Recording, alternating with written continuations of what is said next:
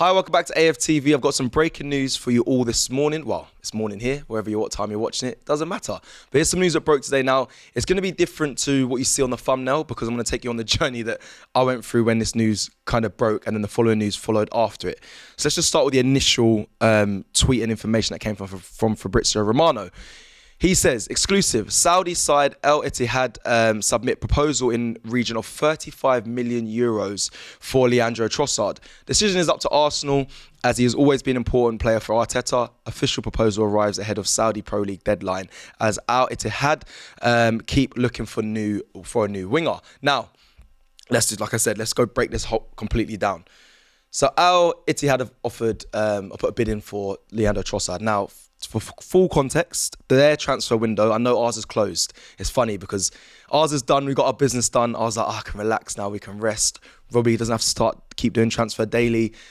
Then I went and looked at the Saudi League's deadline day. When it closes, when their transfer window closes, I actually thought it was 2 weeks after, but it's a lot longer than that. So just to give you the full information about it, according to the FIFA transfer match system, the latest transfer window for the Saudi Pro League opened on July 17th, 2024 and will close on October 6th, 2024. October 6th. So there's still more than a month left of their window to close. So they can still negotiate and do business. So this is where this news emerged from. They're looking at Leandro Trossard, Al Ittihad. They're looking for a new winger.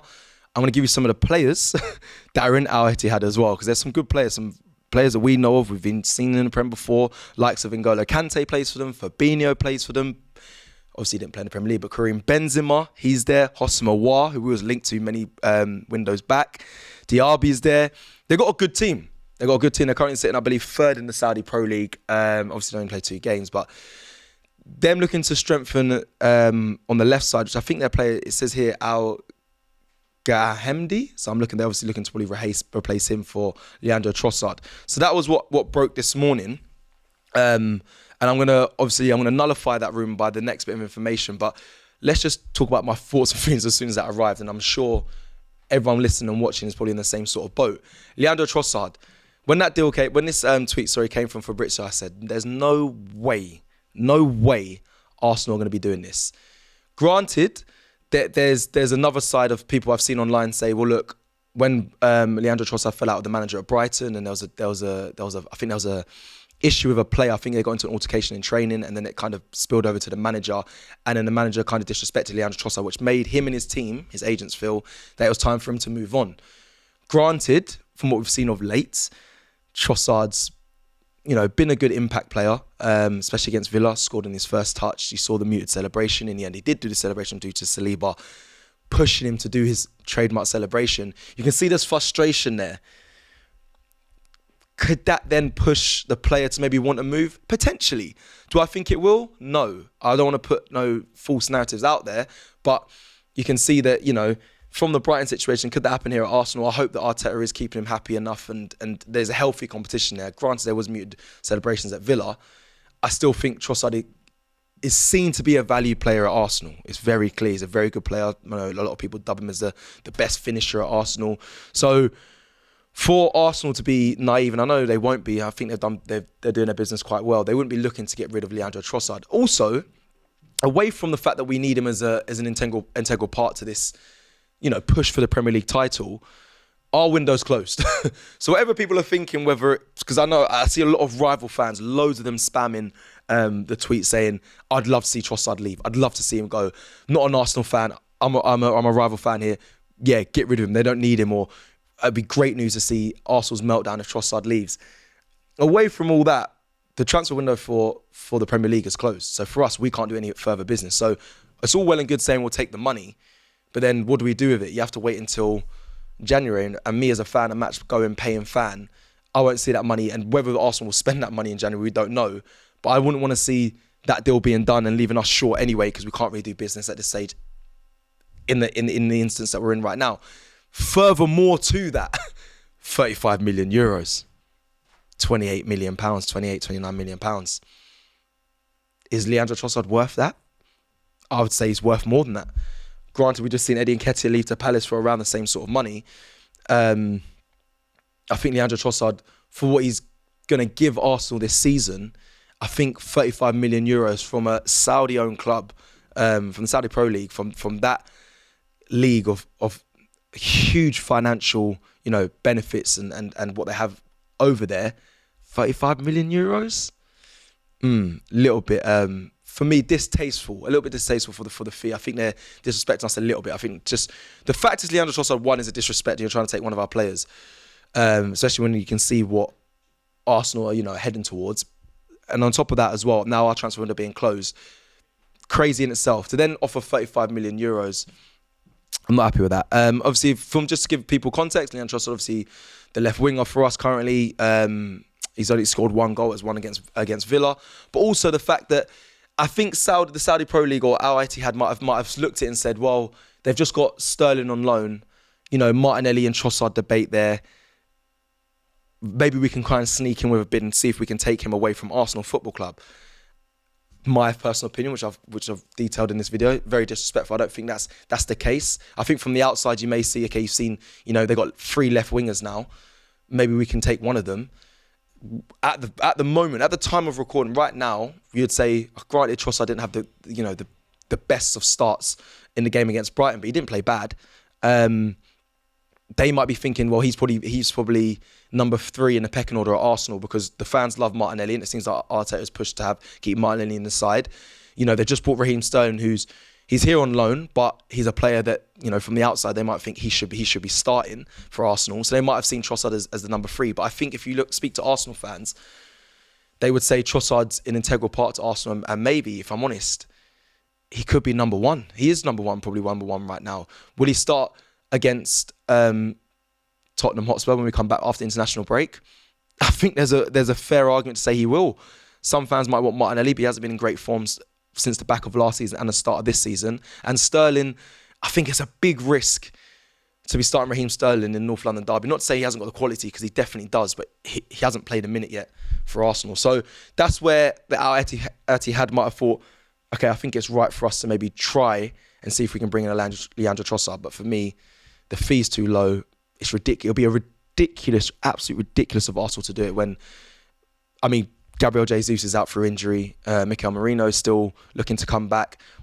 Yes, we've strengthened in the sense of bringing in players and our squad depth, but we can't be then letting players go, especially when we have no time to replace them. Right, I've done a lot. This first half of this video is a lot of the initial news that broke this morning, and where I was at, the journey I took mentally, and the conversations I had internally to then give to you guys. You now have heard that. The rebuttal, the change, the news that broke, I'd say about, let me just check here, 10:45. So about 20 minutes later, David Ornstein, it's like a Fabrizio Romano and David Ornstein battle throughout this whole transfer window, by the way. It seems like they go back and forth against each other. But he broke some news following Fabrizio's news, which actually came out yesterday, but we heard it here first today. David Ornstein's tweet was, Arsenal turned down the Al Ittihad verbal offer for Leandro Trossard yesterday. Okay?